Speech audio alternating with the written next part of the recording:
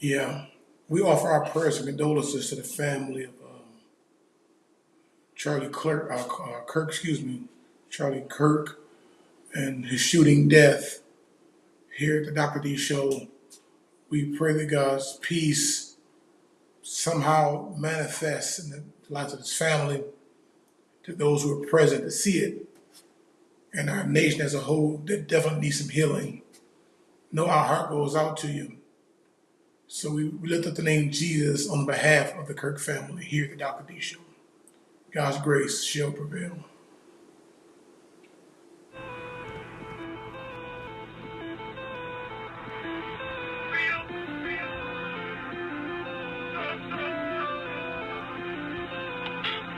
Let's have a discussion. Let's talk about something. Real talk radio. Ain't no funny. A church no thought walls, a hottest talk show. Real talk is the Dr. Davenport. Let's get it poppin'. Music got me hopping. Who you represent? Ain't no stopping. Come on, let's go. I'm in the zone. Can't get enough. Turn it up. With Dr. Davenport. Real talk. With Dr. Davenport. Real talk. With Dr. Davenport. My niggas fighting to send it to my niggas on. Real talk. With Dr. Davenport. Real talk. With Dr. Davenport. Real talk. With Dr. Davenport. My niggas fighting to send it to me, know it's on.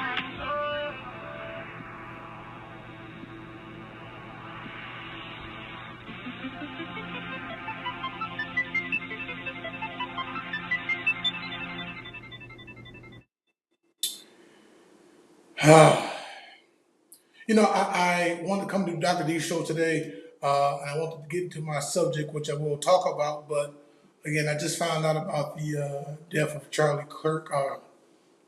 Sorry, Horace, I can't pronounce the man's name correctly. I seem to can't speak very well at all today. Charlie Kirk, political activist and author, who was gunned down for speaking his opinion, his political views, and just the demonic nature of violence in itself and how our country has seemed to have grown an appetite for it is sickening at best. We live in a world now where you can't express your own opinion if it goes against the popular. It used to be you could express your own opinion if it went against a popular thought. That's how it used to be.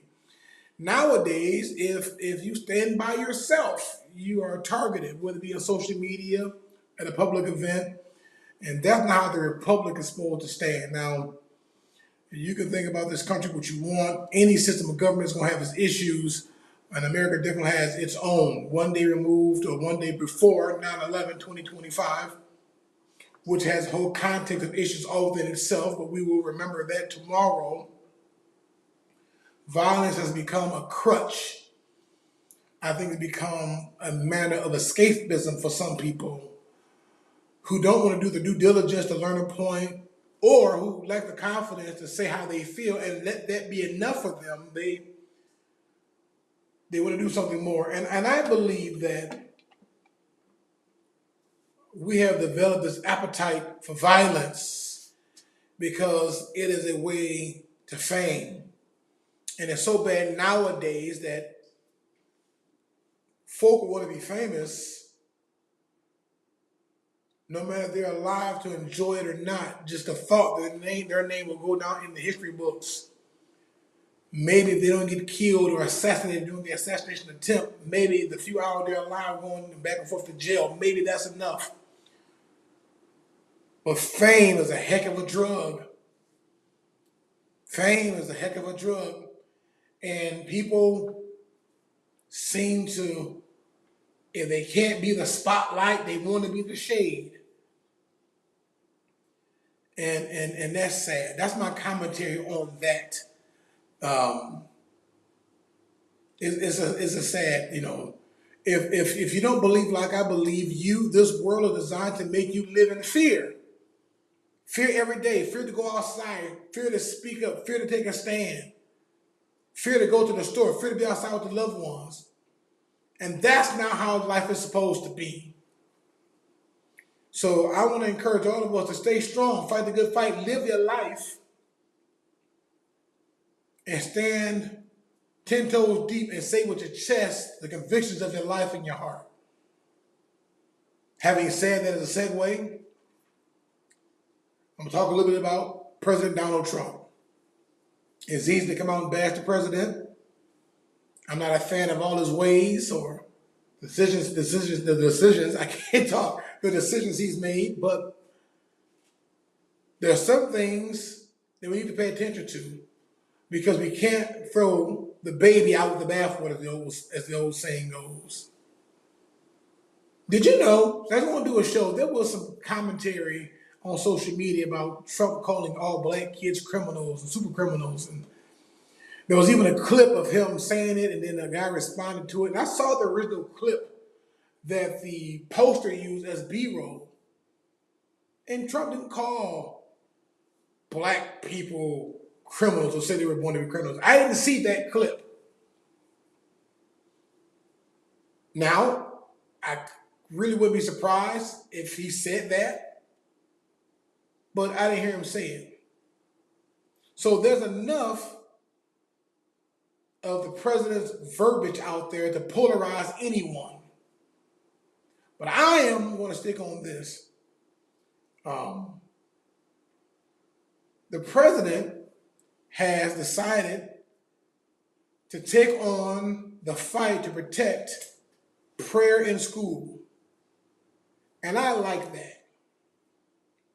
I like that he decided to take that fight on for himself to secure a person's individual rights to pray in school. Let's play that clip. For our country's history, the Bible is found in every classroom in the nation. Yet in many schools today, students are instead indoctrinated with anti-religious propaganda, and some are even punished for their religious beliefs, and very, very strongly punished. It's ridiculous. Joining us this morning is Hannah Allen from Honey Grove, Texas. A few years ago, Hannah organized a group of her classmates to pray for an injured peer. The school principal declared that Hannah's generous act of love was prohibited from taking place in front of the other students. To support students like Hannah, I'm pleased to announce this morning that the Department of Education will soon issue new guidance protecting the right to prayer in our public schools. And this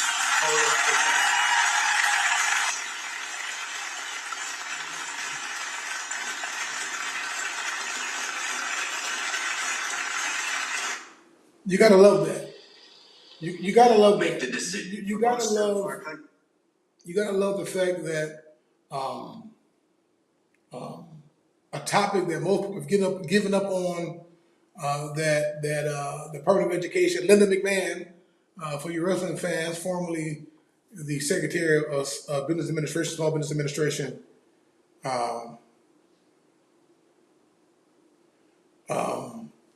And that's my point. Board says is the right to pray under attack. No, I've not heard that. That's not been a fight for a number of years, but it is important for those who's important too, those that believe in prayer, and it should be. So a lot of people, first of all, if you don't work in the school system, first we need to realize this, that there's no constitutional amendment that bans prayer in school. The First Amendment does not ban prayer in school by any religious sect, faith-based group, or anything like that.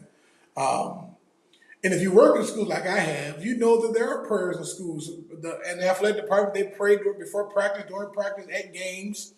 There are prayers that go on. So the edict was that there could not be any school official-led prayer because of the diverse minority groups in school, which I thought was okay. But so the schools could not promote prayer because it may be deemed unfair to some, but prayer was still always going on. And yes, Muslims have a right to pray. In this country, Muslims have a right to pray. There are different sects of Christianity. There are different styles. We know that. But the First Amendment does not prohibit that. And that's important. I am pleased to see that the president is surrounding himself with spiritual protection, spiritual leaders, spiritual guidance. How much of that guidance he's taking, how much of the advice he's using, I can't say. But it is good for us to see that. Why? Because America and its founding fathers and even the Constitution was based off the Ten Commandments. and you can research that. I don't have time to kind of unravel all of that, but it's true. So if we're sticking to the edicts of our beginning, then that's a good thing. For my perspective, my point of view, as a Christian, as a believer, I'm glad to hear that and going back to what Ward said, the mirage of attack has been eliminated, and there has to be no fear. But I've always said this, for those who had an issue with the school not being able to lead children in prayer, just like the school can't lead people to pledge allegiance to the flag anymore because of the line, that one nation under God. There should be some teachings, some instruction at the house. If prayer is important to your family, then you should be, as a parent, as an elder, teaching your children how to pray. It should be on you to govern your family and not need the government to do these things for us if they're true to our core values, our traditions. We have gotten to a place where we complain about so much because we depend on so many to do things for us. It's time to take a step back. I think it's time to take a step back. I think traditional values, home values, should be re-examined and reinforced. The notion that your rights end where mine begin should be taught again. That you have a right and free to do these things, but your right does not supersede mine, and mine do not supersede yours. And that's fair. That's how a republic works. I think that some of this violence and some of the depravity we see in our streets could be mitigated, alleviated, if we use the systems that are in place. But we need to educate ourselves on what a republic is. I know here where I live, name recognition will get you 80% of the votes. A person may not know your platform, they may not know your history, they may not know your contributional habits, but if they know your name, those that are going to vote will vote for you. We got to change that. We need to really start running people and voting for those who share our values, our point of view, have us as a citizenry in mind. Now, all day we can look at and debate how much should we pay attention. In the faith world, it's like, well, we're here for a short time, and we have a place that we're going to go by our faith tradition made by Jesus Christ, right? He's going to prepare a place for us when we leave here. But that's when we leave here. We still have to be here. And while we're here, we have a family to raise. We have neighbors to support. A God to glorify.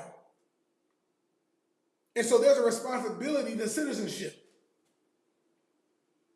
If we declared for real, honestly, that we're tired of the violence and we take our streets back one neighborhood at a time, we could curtail some of this stuff. Some of this stuff is always going to be violence. Is going to be in our streets. Violence is going to be here until this place is no longer here.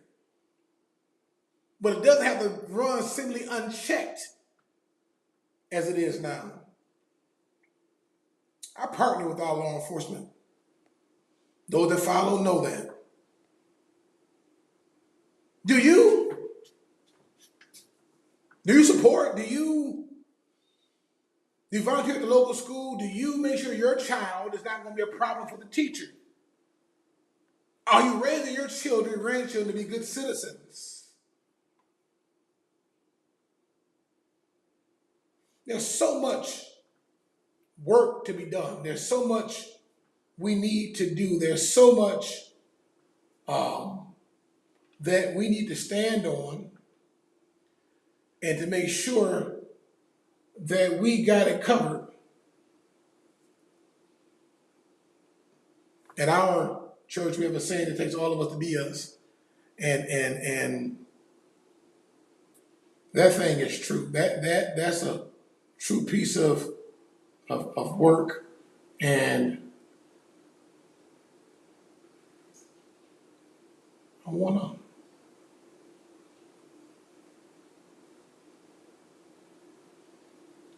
some have taken the call.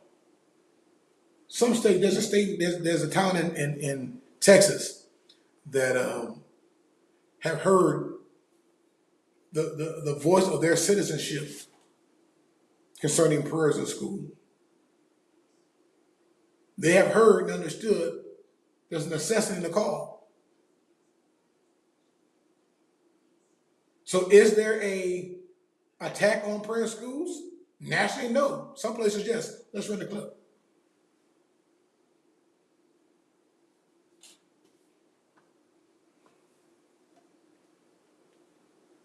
Motion passes. The Texas Board of Education narrowly approved new state-authorized curriculum for 2.3 million public school students from kindergarten through 5th grade, starting next year. Material being taught includes the Golden Rule, using lessons from the Bible and referring to the Bible as a series of ancient texts.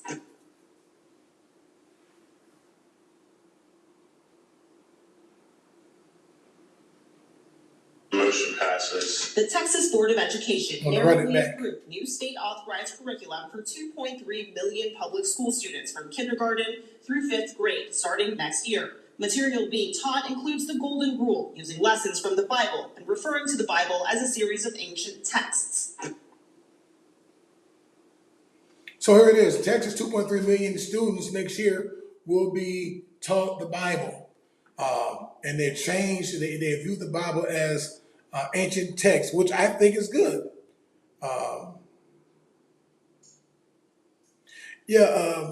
AB, I happen to be friends and associated with a few. And one thing I love about the Muslim faith and Muslim people is they take their prayers very seriously. And I love that. They're true to that. And they need a dedicated space. I've had to stand and stop folks from coming to a hall, being at conventions. And there was really no other place, no secluded place for my friend and brother to go and pray. And I kind of sit at the end of the hallway so no one will come down and interrupt. I love that. I think that the faith-based community, if we claim a faith, have a faith, support a faith, practice a faith, would put the same amount of effort and diligence in our prayer life, I think that also would change things. It would help us to communicate one with another, understanding that we're going to disagree on some things. We're going to disagree on some things, but there are more things that we are aligned on. We have more things in common than that separate us. And if we do a religious study of the Quran, the Holy Quran and the Bible, then we will see there are some similarities there.